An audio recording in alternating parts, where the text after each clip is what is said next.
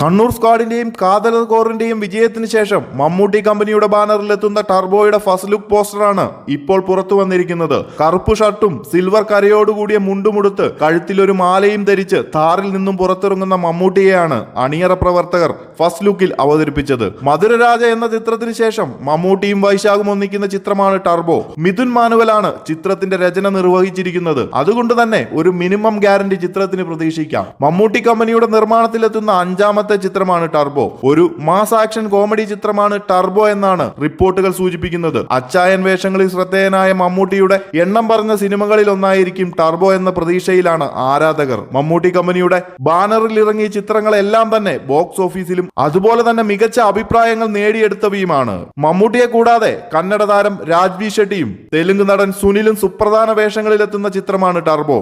ചിത്രത്തിന്റെ കേരള ഡിസ്ട്രിബ്യൂഷൻ ദുൽഖർ സൽമാന്റെ വേഫെയർ ഫിലിംസും ഓവർസീസ് പാർട്ണർ ട്രൂത്ത് ഗ്ലോബൽ ഫിലിംസുമാണ്. ജസ്റ്റിൻ വർഗീസ് ആണ് ചിത്രത്തിന്റെ സംഗീതം. എന്തായാലും മമ്മൂട്ടി ആരാധകർക്ക് ഏറെ പ്രതീക്ഷകൾ നൽകിക്കൊണ്ടാണ് ടർബോ ജോസായി മമ്മൂക്കയുടെ മാസ് ലുക്കിലുള്ള ഫസ്റ്റ് ലുക്ക് പോസ്റ്റർ. ഹിറ്റുകൾ മാത്രം സമ്മാനിച്ച മമ്മൂട്ടി കമ്പനിയുടെ മികച്ചൊരു സിനിമയാകട്ടെ ടർബോ. കൂടുതൽ സിനിമ അപ്ഡേറ്റുകൾക്കായി ചാനൽ മറക്കാതെ ഒന്ന് സബ്സ്ക്രൈബ് ചെയ്യുക.